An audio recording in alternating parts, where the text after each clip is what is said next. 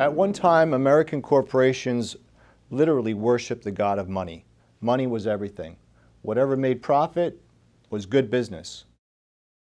Walmart and Target and Budweiser are shifting to a new paradigm, a new type of business model that is not necessarily based on money.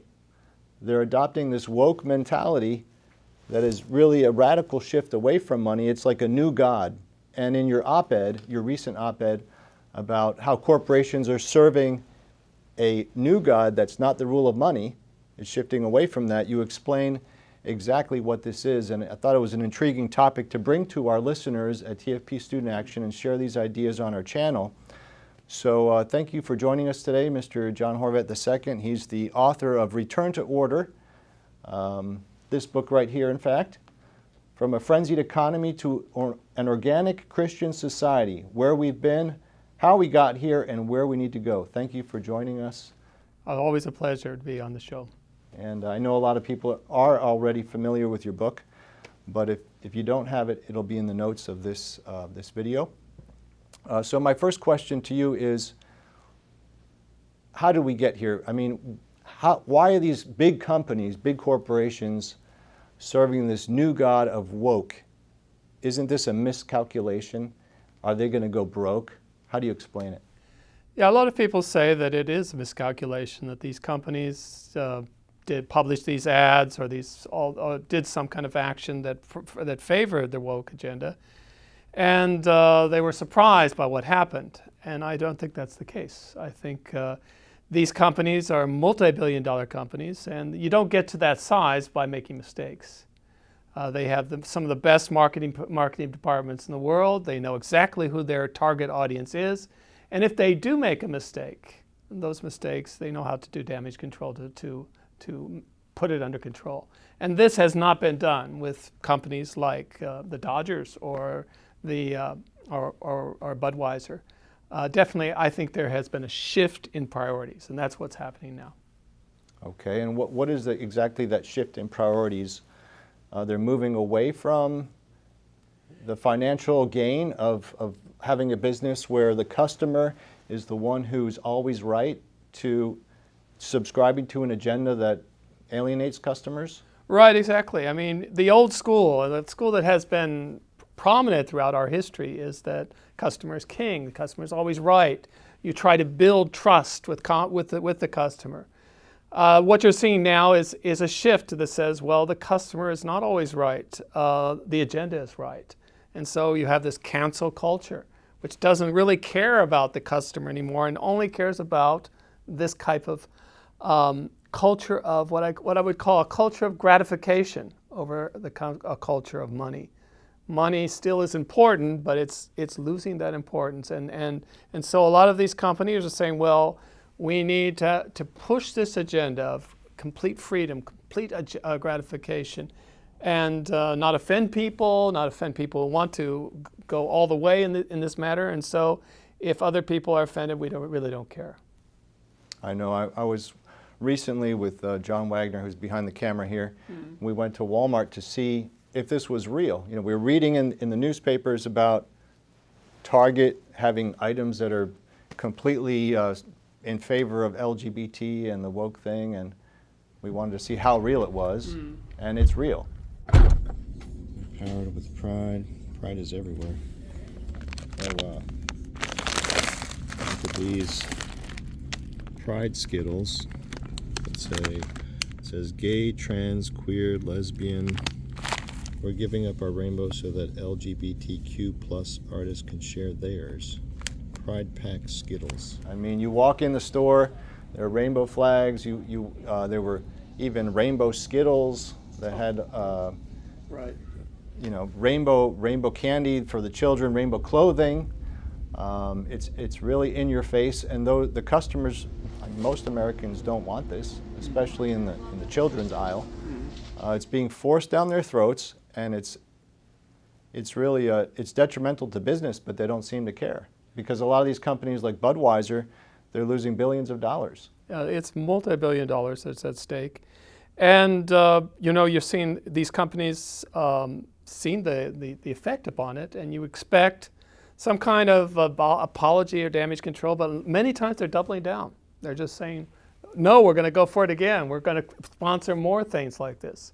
And so that's what leads me to think that it's not just money that's at stake here. It's a whole agenda. It's something that is spiritual. It's something that is cultural, and it supersedes the former culture in which we used to value money above everything. A lot of these companies are still making money, but they're willing to forego a lot of these profits to serve this new God, this new woke God. Right. It's a big shift. It really is. Definitely a big shift. A big shift. And what do you think is going to happen at the end of this whole process? Where is this going? You think more companies will go woke, as it were, or will they step back, or will they continue to go on and continue to lose money? Well, definitely the reaction and the backlash is very healthy. It's definitely putting a lot of these companies that are not so woke or who have not signed on to the agenda, it's putting them on notice. And they are noticing. But this new God is a jealous God. It doesn't want any other God before it. And so a lot of them are paying a type of tribute. They go through the motions of supporting the LGBT agenda, or putting up the flags, or selling the Skittles. But it's a motion, what they call rainbow washing. It's companies, their heart's not in it, but it's like they're paying a tribute and to stay alive. And if they continue to do that, one concession will call to another concession, and they will continue to do this, and they will be swallowed up. Those who resist it, I think they will be in a better position, and they will.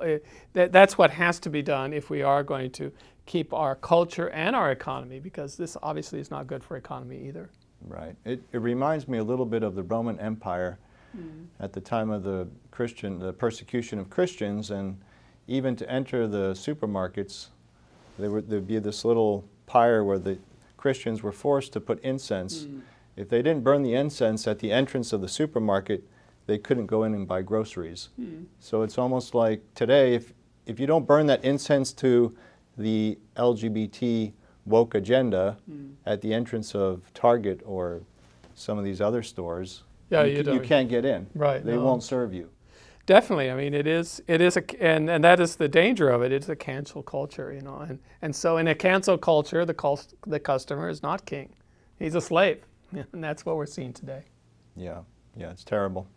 So what can be done about this? Well, I mean, I think we need to keep up the backlash. We need to keep up the pressure on these companies.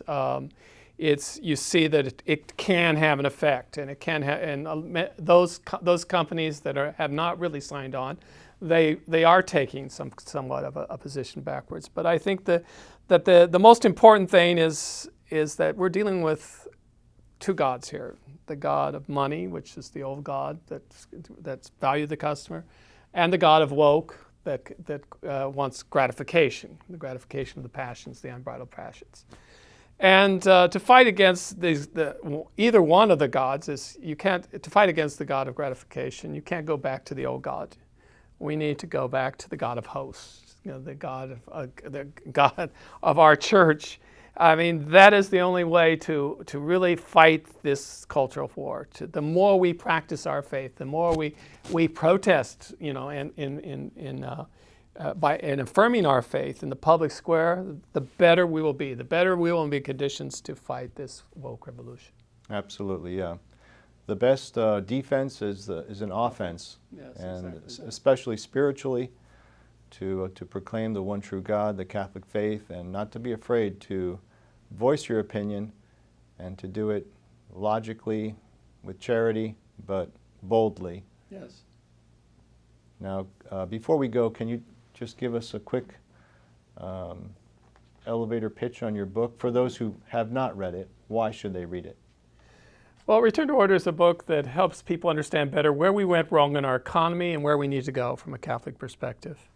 It's a book that has a lot of basic principles taken from St. Thomas Aquinas, taken from a lot of church teachings about what an ideal economy is, how it works.